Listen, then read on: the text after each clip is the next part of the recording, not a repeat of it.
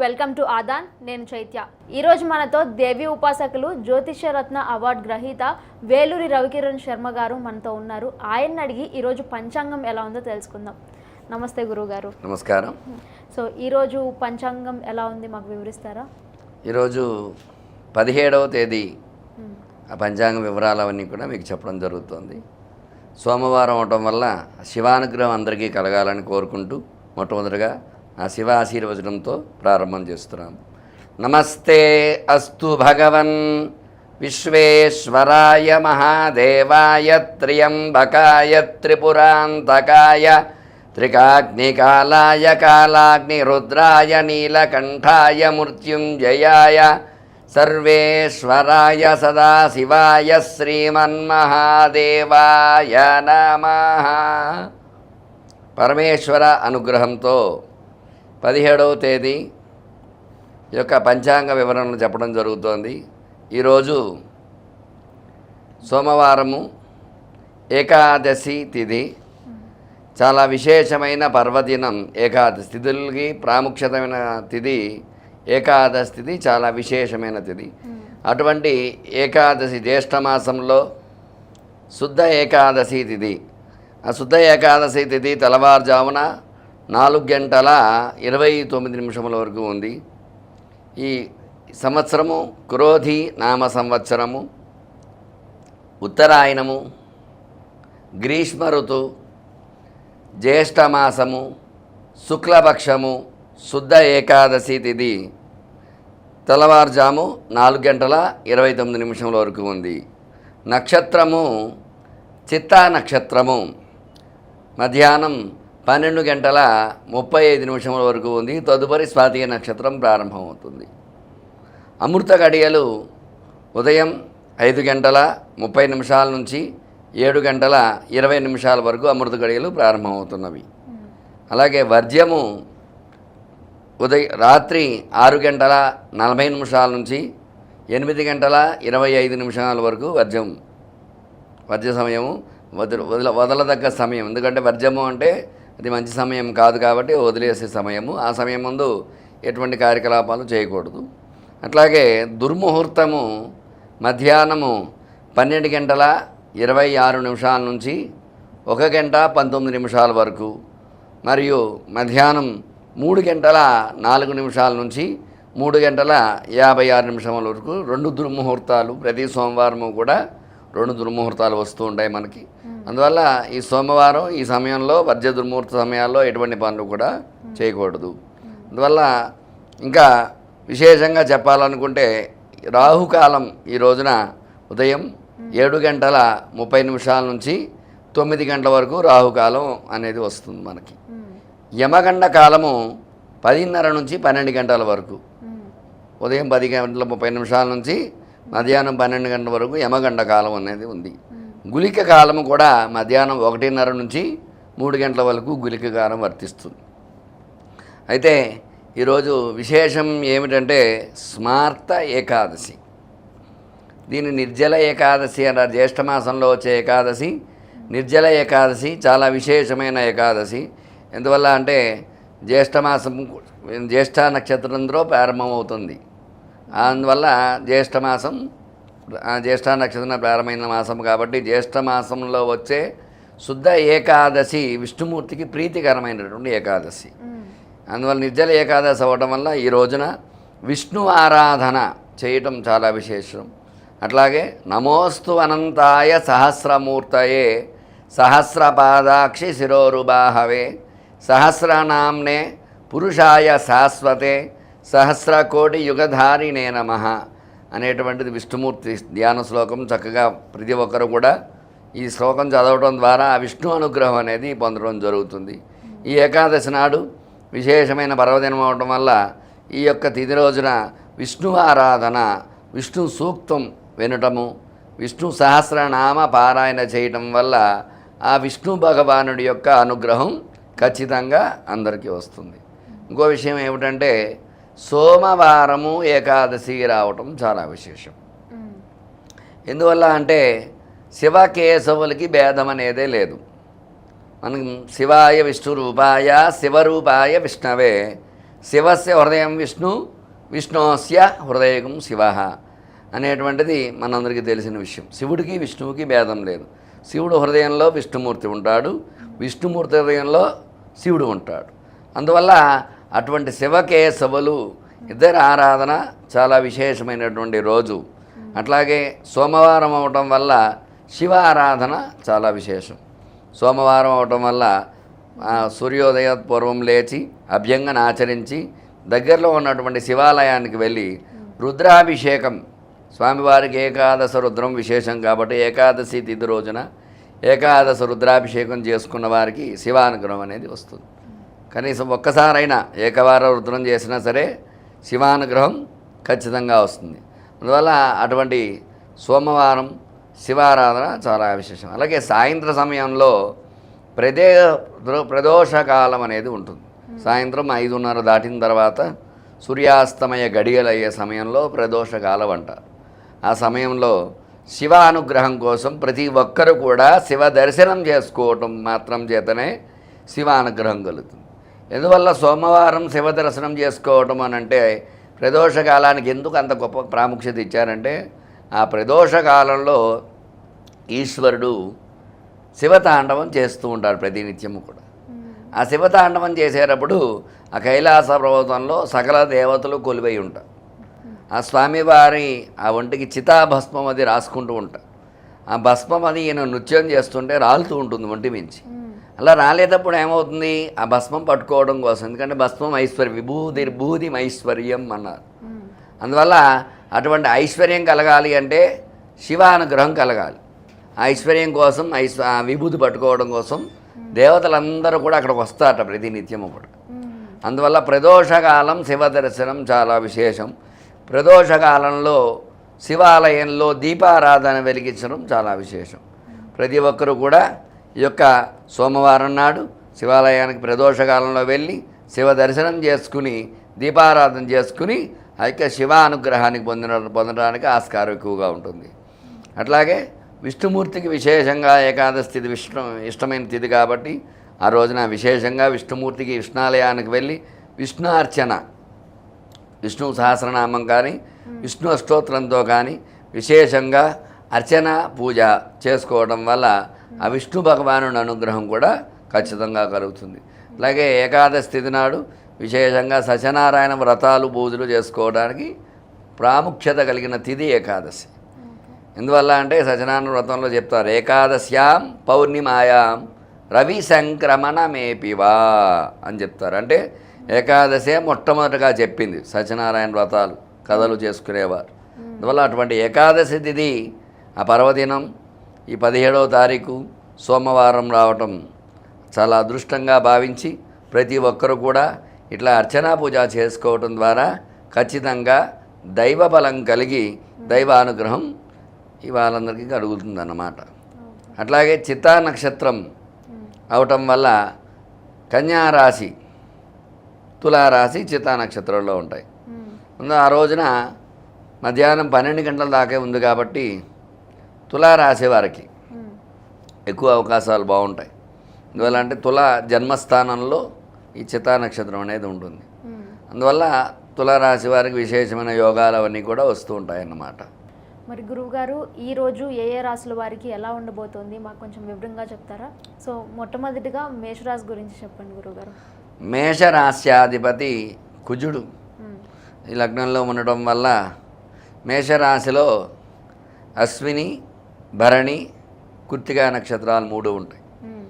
అందువల్ల ఈ మేషరాశిలో కుజుడు, లగ్న కుజుడు ఉండడం వల్ల కొంచెం కుజుడులో వ్యాపారం చేసుకునే వారికి కొన్ని ఇబ్బందులు వస్తూ ఉంటాయి. అలాగే భాగ్యంలో గురుడు ఉన్నాడు ద్వితీయ స్థానంలో. ద్వితీయ స్థానంలో గురుడు ఉండడం వల్ల అనుకూలతలు, చదువు ఉద్యోగపరంగా అనుకూలతలు వస్తాయి. అట్లాగే మిథున రాశిలో బుధ, శుక్ర, రవి సంచారం జరుగుతుంది. ఆ 3 గ్రహాల సంచారం వల్ల తృతీయ స్థానంలో ఉండడం వల్ల మేషరాశికి అనుకూలతలు. ఎందుకంటే 3వ స్థానం కూడా విశేష స్థానం, ఆ స్థానం కూడా అనుకూలంగా ఉంటుంది. అట్లాగే కన్యారాశి, ఆ కన్యారాశిలో కేతు సంచారం అంటే 6వ స్థానంలో.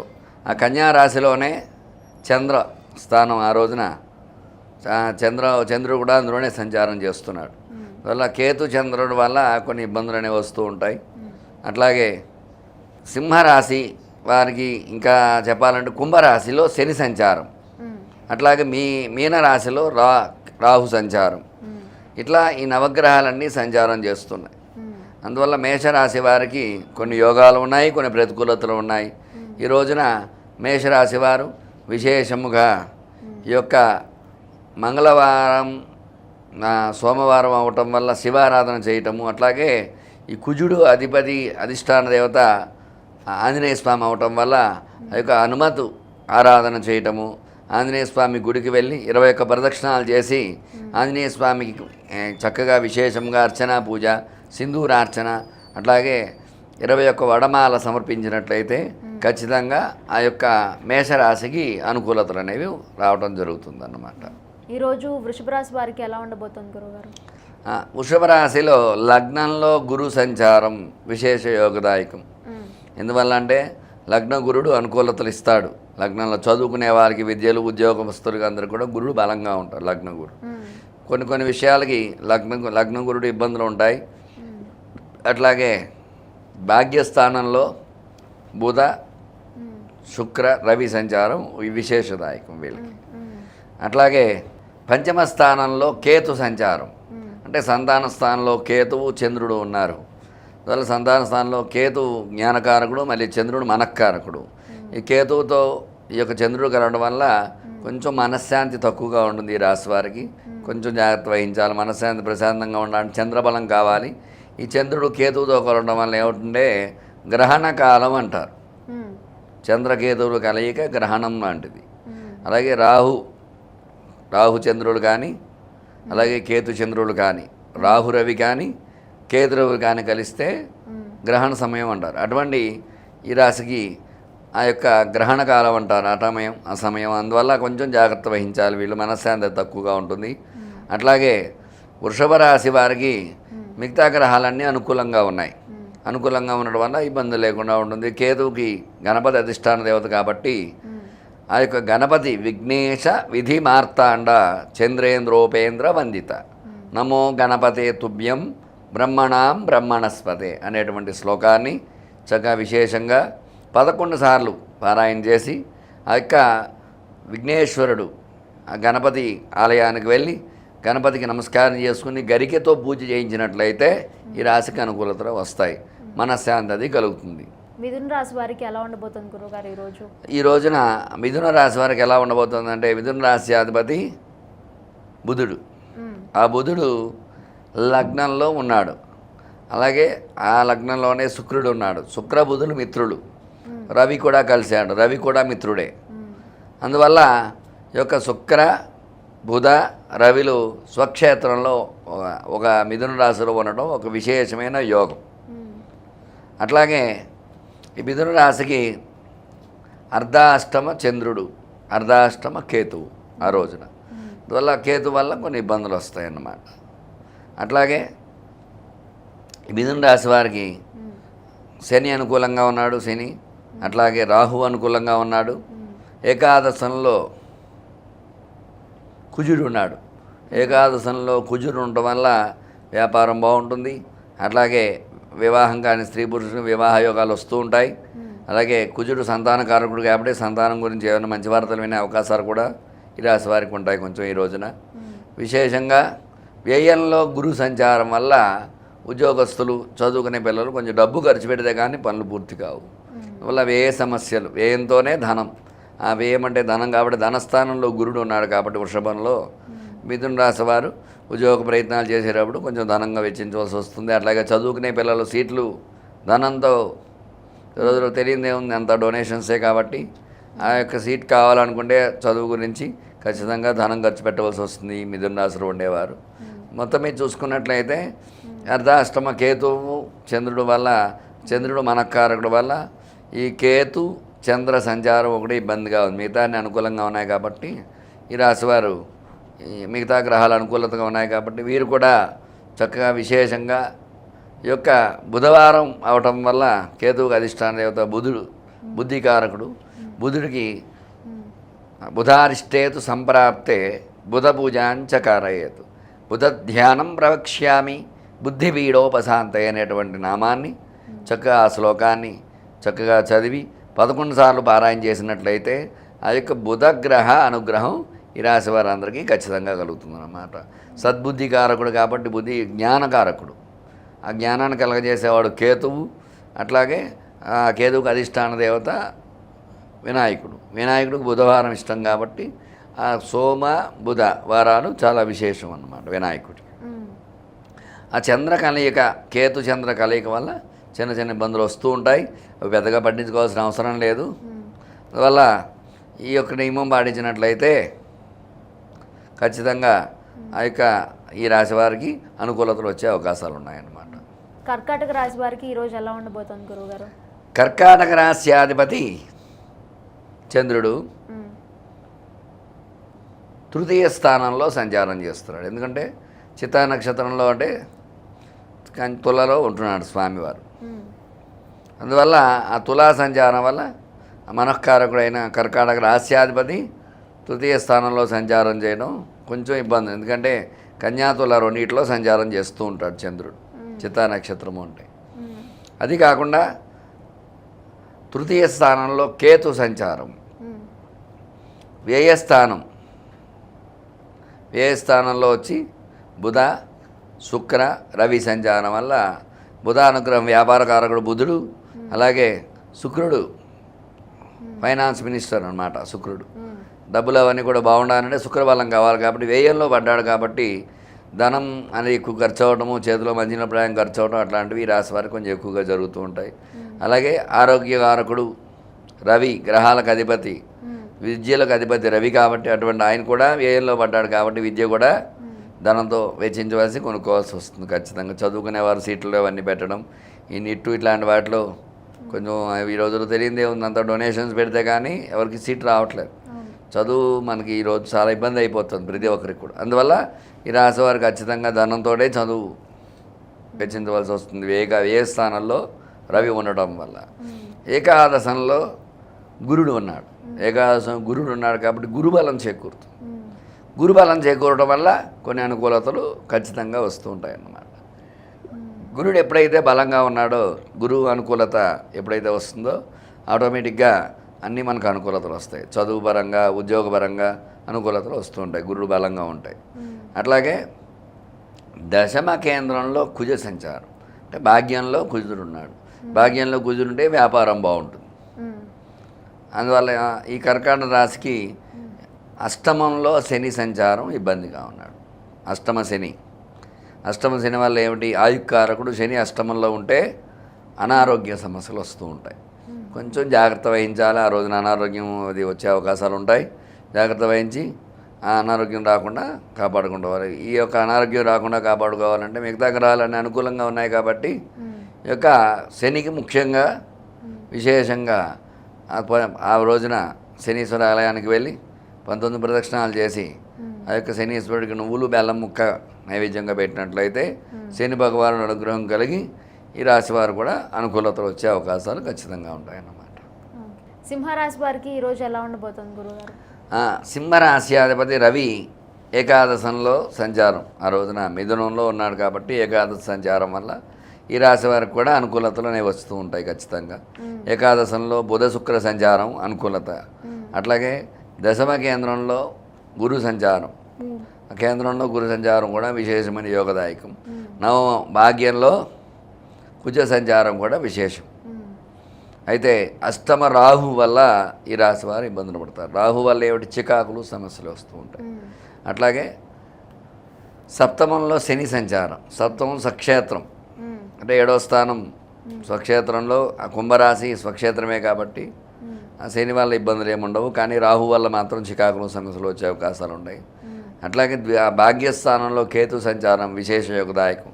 కేతు భాగ్యంలో ఉన్నాడు కాబట్టి మొత్తమే చూసుకున్నట్లయితే ఈ రాశి వారికి ఈ యొక్క రాహు ఇబ్బందిగా ఉన్నాడు కాబట్టి సర్వమంగళ మాంగళ్యే శివే సర్వార్థ సాధికే శరణ్యే త్రియంబకే దేవి నారాయణ నమోస్తుతే అనేటువంటి ధ్యాన శ్లోకాన్ని 18 సార్లు పారాయణ చేసినట్లయితే రాహు భగవాన్ అనుగ్రహం కలిగి ఈ రోజున విశేషమైన వార్తలు అనేవి వినడం జరుగుతుంది.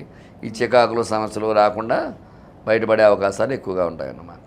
సో కన్యా రాశి వారికి ఈరోజు ఎలా ఉండబోతుంది గురుగారు? కన్యా రాశి అధిపతి బుధుడు దశమ స్థాన సంచారం వల్ల కొన్ని యోగాలు వచ్చే అవకాశాలు ఉన్నాయి. అట్లాగే కన్యా రాశిలో చిత్తా నక్షత్రం కన్యా రాశి ఈరోజు చిత్త అవ్వడం వల్ల ఈ కన్యా రాశి కొన్ని యోగాలు వచ్చే అవకాశాలు ఉన్నాయి. అట్లాగే కన్యా తులారాశులు రెండింటిలోనూ చిత్త నక్షత్రం, ఎందుకంటే 2 పాదాలు కన్యలోనూ 2 పాదాలు తులలో ఉంటాయి. అందువల్ల కన్యా రాశి వారికి కొంచెం విశేష యోగాలు వచ్చే అవకాశం ఉన్నాయి. అట్లాగే కన్యా రాశిలోనే కేతు సంచారం, అంటే జన్మ కేతు వల్ల ఇబ్బందులు వస్తాయి. అంటే జన్మలో కేతు ఉంటే సర్పదోషకారకుడు కాబట్టి కొంచెం పనుల ఆటంకాలు వస్తూ ఉంటాయి, కొంచెం జాగ్రత్త వహించాలి.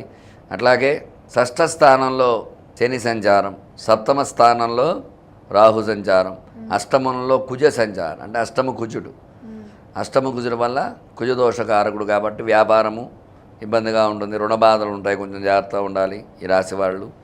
అట్లాగే వివాహకారకుడు సంతానకారకుడు అవడం వల్ల కొంచెం వివాహం విషయంలో కానీ సంతాన విషయంలో కానీ కొంచెం చికాకులు ఇబ్బందులు వస్తూ ఉంటాయి. అష్టమంలో కుజుడు ఉండడం వల్ల. భాగ్యంలో గురుడు ఉన్నాడు, దశమ కేంద్రంలో బుధ శుక్ర రవి ఈ 3 గ్రహాలు ఉన్నాయి కాబట్టి కొంచెం విశేషమైన వార్తలు వినే అవకాశాలు కూడా ఈ రాశి వారికి ఉంటుంది.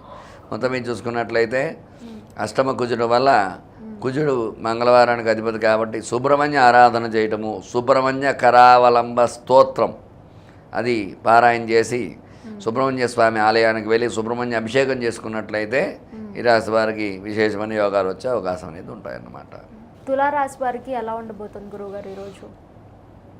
తులారాశి అధిపతి శుక్రుడు అవటం వల్ల 5వ స్థానంలో శని సంచారము, 6వ స్థానంలో రాహు సంచారము, అలాగే 7వ స్థానంలో కుజ సంచారము, అష్టమ గురుడు వల్ల ఇబ్బందులు వస్తాయి. ఎందుకంటే గురుడు అష్టమ స్థానం అవటం వల్ల అష్టమం గురువు బలం తక్కువ ఉంటుంది అన్నమాట. గురు బలం తగ్గడం వల్ల కొంచెం సమస్యలు అంటే లేటుగా వెళ్తూ ఉంటాయి అన్నమాట. ఏ పని కూడా కొంచెం స్పీడ్గా వెళ్ళవు, స్లోగా నత్తనడక నడుస్తూ ఉంటాయి గురుబలం తక్కువగా ఉండటం. చదువుకునే పిల్లలకు కూడా కొంచెం విద్య విషయంలో కానీ ఉద్యోగ విషయంలో కానీ కొంచెం ఆలస్యంగా అవుతూ ఉంటాయి. ఆ రోజున అనుకున్న పనులు జరగకపోవటము, సీటుకి వెళ్తే సీట్ రాకపోవడము, లేదంటే సీటుకి డబ్బులు పెట్టవలసి రావడం, ఇట్లాంటివన్నీ జరుగుతూ ఉంటాయన్నమాట. విద్యా విషయంలో కానీ ఉద్యోగ విషయంలో కానీ ఉద్యోగంలో ఇంటర్వ్యూస్కి వెళ్తే ఆ రోజున ఇంటర్వ్యూలో సెలెక్ట్ కాకపోవడం లేదా పెండింగ్లో పట్టడం ఇట్లాంటి అవకాశాలు ఉండే అవకాశాలు ఈ రాశి వారికి ఉన్నాయన్నమాట. అట్లాగే 9వ స్థానంలో భాగ్యస్థానంలో బుధ శుక్ర రవి సంచారం విశేష యోగదాయకంగా ఉంది రాశి వారికి. అట్లాగే ఈ యొక్క కేతు సంచారం వల్ల ఈ రాశి కొన్ని యోగాలు కూడా వచ్చే అవకాశాలు ఉన్నాయి. కొంచెం జన్మస్థానం కాబట్టి జన్మంలో కేతు ఉన్నాడు కాబట్టి కొన్ని యోగాలు కూడా వచ్చే అవకాశాలు. ఎందుకంటే కేతు జ్ఞానకారకుడు వల్ల కొన్ని ఆలోచన శక్తి వల్ల కూడా కొన్ని ఇబ్బందులు తొలగిపోయే అవకాశాలు ఉంటాయి. మొత్తం మీద చూసినట్లయితే ఈ రాశికి ఈ జన్మకేతువు ఇబ్బందిగా ఉన్నారు.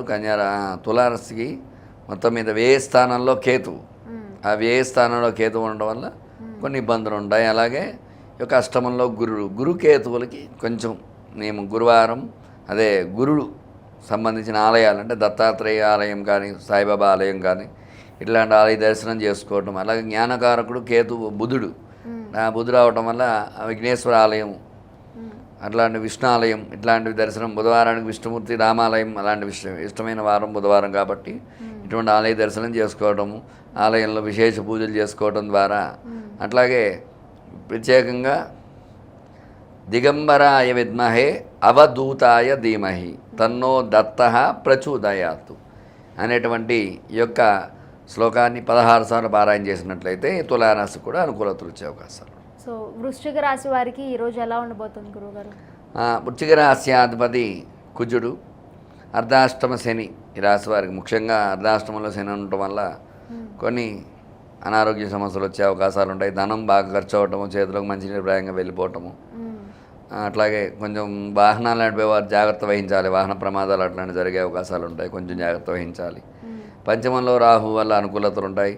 ఏకాదశంలో కేతు అనుకూలంగా ఉన్నాడు కన్యలో. అట్లాగే ఈ యొక్క రాశికి విశేషంగా 6వ స్థానంలో కుజ సంచారం, 7వ గురుడు, అష్టమంలో బుధ శుక్ర రవి సంచారం ఇబ్బందిగా ఉన్నాయి, అష్టమ స్థానం. అందువల్ల ఈ బుధ శుక్ర రవి ఈ మూడు కూడా అష్టమంలో మిథున రాశిలో సంచారం చేయడం వల్ల వ్యాపార కారకుడు ఇబ్బందిగా ఉంటాడు బుధుడు. శుక్రుడు ఫైనాన్స్ కారకుడు కాబట్టి కొన్ని ఇబ్బందులు వస్తాయి. అలాగే రవి ఆరోగ్యకారకుడు, విద్యాకారకుడు రవి. కాబట్టి ఈ అష్టమంలో ఈ మూడు గ్రహాలు ఉండటం వల్ల ఈ రాశి వారు కూడా కొన్ని ఇబ్బందులు చూడవలసి వస్తుంది. అట్లాగే ఈ యొక్క వృశ్చిక రాశి వారికి విశేషంగా ఈ యొక్క కేతు ఏకాదశంలో ఉన్నాడు. కేతు జ్ఞానకారకుడు కాబట్టి ఆలోచించిన నిర్ణయం తీసుకుంటూ ఉంటారు. అయితే మొత్తం మీద చూసుకున్నట్లయితే శని భగవానుడి యొక్క ఇబ్బంది మాత్రం ఎక్కువగా ఉంటుంది. కాబట్టి ఆ యొక్క శనీశ్వర ఆలయానికి వెళ్ళి 19 ప్రదక్షిణాలు చేసి శని భగవాడికి విశేషంగా తైలాభిషేకం అంటే నువ్వుల నూనెతోటి విశేషంగా అభిషేకం చేసి నల్ల వస్త్రాన్ని వేసి నువ్వులతోటి శనీశ్వరుడికి అష్టోత్తర పూజ చేసుకున్నట్లయితే ఈ యొక్క శని భగవాను అనుగ్రహం కలిగి ఈ రోజున అనుకూల యోగాలు వచ్చే అవకాశాలు ఈ రాశి వారికి ఎక్కువగా ఉంటాయి.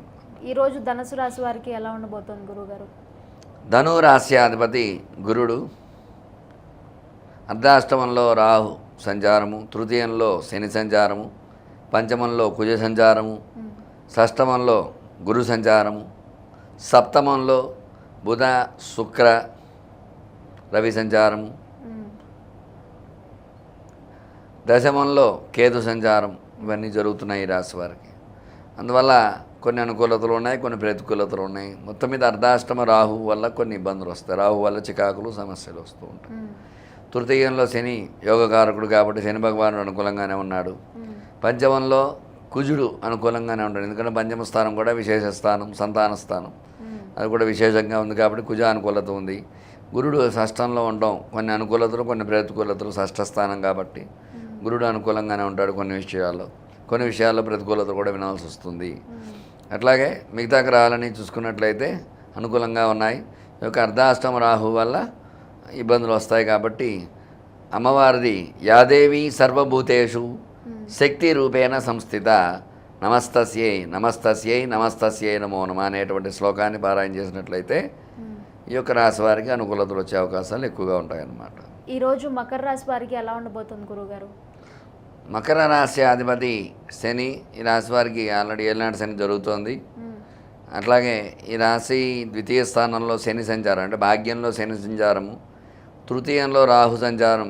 తృతీయ స్థానం పాపగ్రహాలకి అనుకూల స్థానం కాబట్టి రాహు మంచిగానే ఉన్నాడు. అర్ధాష్టమ కుజుడు వల్ల కొన్ని ఇబ్బందులు వస్తాయి. కొంచెం వ్యాపారంలో ఇబ్బందులు, అట్లాగే ధనపరంగా ఇబ్బందులు, రుణబాధలు ఇట్లాంటివి వచ్చే అవకాశాలు ఉంటాయి. పంచమ స్థానంలో గురుడు బలంగా ఉన్నాడు. గురు అనుకూలత ఎక్కువగా ఉంటుంది. దానివల్ల అనుకున్న పనులు జరుగుతూ ఉంటాయి. అట్లాగే షష్ఠ స్థానం 6వ స్థానంలో బుధ శుక్ర రవి సంచారం అనుకూలంగా ఉంది. కేతు కూడా 9వ స్థానంలో ఉన్నాడు. ఈ రాశికి అనుకూలంగానే ఉన్నాడు. కేతు కూడా భాగ్యస్థానంలో కేతు అనుకూలంగా ఉన్నాడు.